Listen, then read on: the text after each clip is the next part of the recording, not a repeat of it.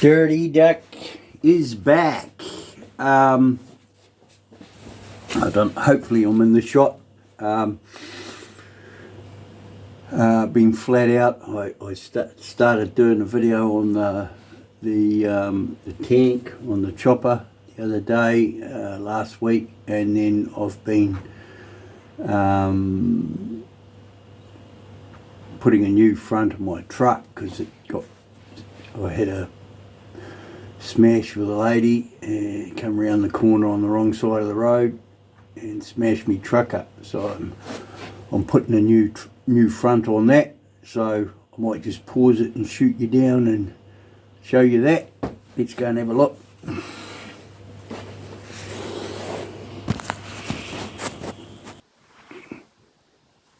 And how bad can it get? This is it. This is where I'm up to. So I've chopped the whole quarter front off it, and that's pretty much why you haven't seen me for the last week. All right, so this is what, when I say I'm booked out, this is why. So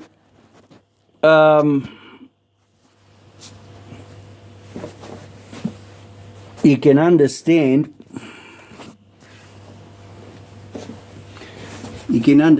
I'm a bit grumpy about it. So anyway, she reckons she's going to pay for it all, but I reckon she's a bit of a dreamer, so she's got to prove me wrong. I'm getting pretty grumpy over it. But anyway, got a bit of a list here. 2005 clutch was that. Last bike I done had the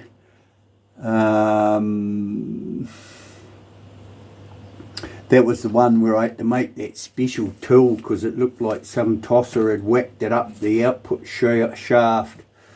There's a little bit more to that, but I'm not gonna say on it. It almost looked like somebody had done it on purpose. But what I wanted to talk to you about first off, actually, let's just bring that up so I'm not so hunched.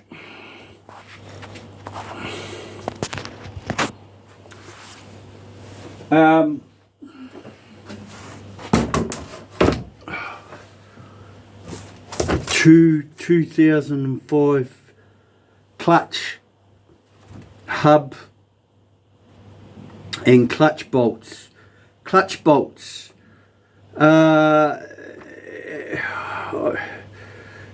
This bike what came in anyway. So in the clutch,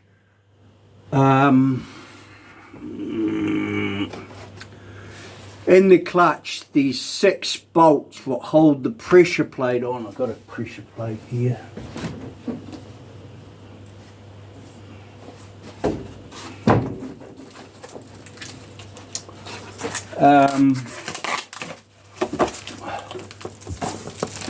Pressure plate in the clutch looks like this.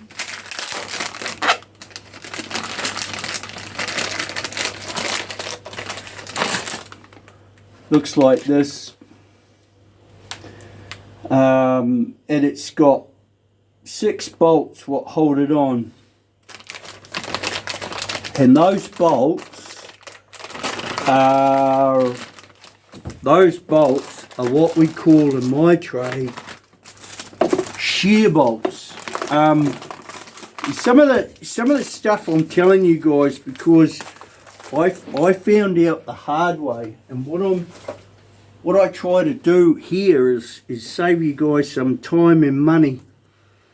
So this is, actually I've got a new one in the drawer here.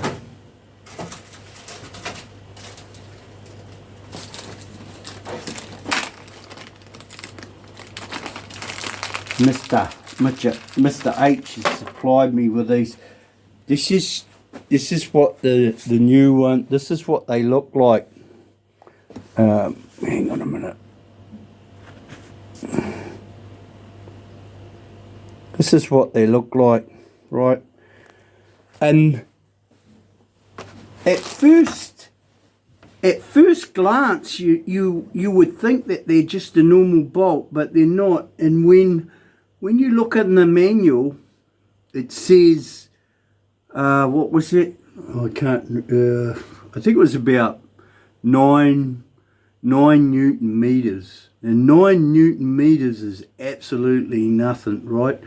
And what I'll show you here is I've got another one, and what happened is old mate done up the bolts, and you can see here, and he didn't use a torque wrench, right? And you can see pointer. Oh God.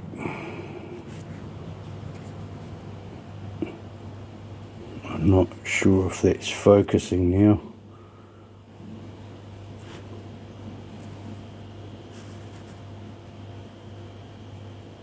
You can see, you see how the thread there is right about here. See? You see where the thread looks all munted up, right? And that's because it's a shear bolt. And a shear bolt has been designed so if you over torque it, which is a technical term for over tighten it, the top of it just snaps off, and then the stud, the piece of bolt is left in the clutch. And the reason why this is done is because it's to save you from stripping the threads in the aluminium in the clutch hub, right? Which brings me to the second point. If you're getting into this trade, you're a home guy and you're buying, you're doing your own work, my advice is for you to buy a torque wrench, right? And then look in the manual, and you'll normally in most good manuals, after every section they have specifications, and the specifications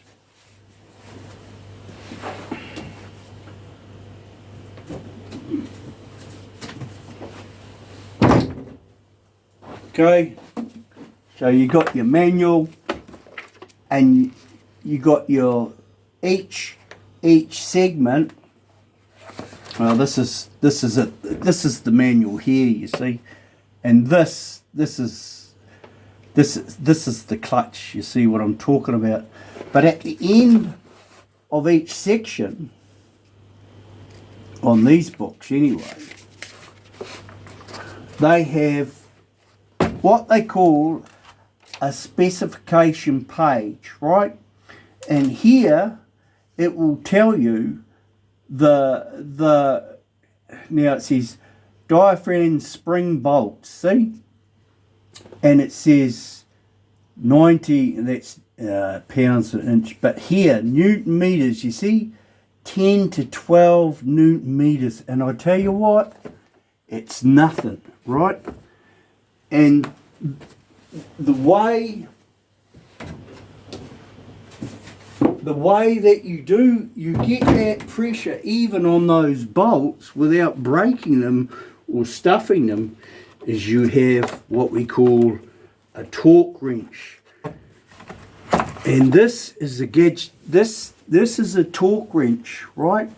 And for all you guys and girls who want to start dicking around with your bike, you need to invest in torque wrenches, right?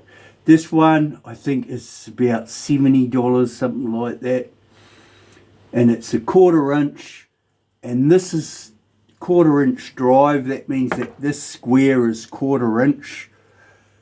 And you set it here at the specifications, and this is what you need to do those clutches, and this is what I use on the primary casings, on this, any case what I pull off. This is what you use, and that's how when I'm doing up primary covers, if a bolt strips, it's not my fault because I use a torque wrench. It's usually somebody else has been in there not and gorilla it up. So that's the first thing I really want to emphasize. Okay. Second thing is that these bolts are about $5 each, and after that last episode with these, I would suggest to you that I don't know how many, some of these things in this machinery now, you just throw them away and put a new set in every time. But I was talking to someone the other day, they're like, oh yeah, you just put any bolts in there, and it's like, no, it's, yeah, anyway. Okay, so that's the first thing. I'll probably leave it there because I feel like these videos are getting up too high and everybody starts switching off. So anyway, moving along.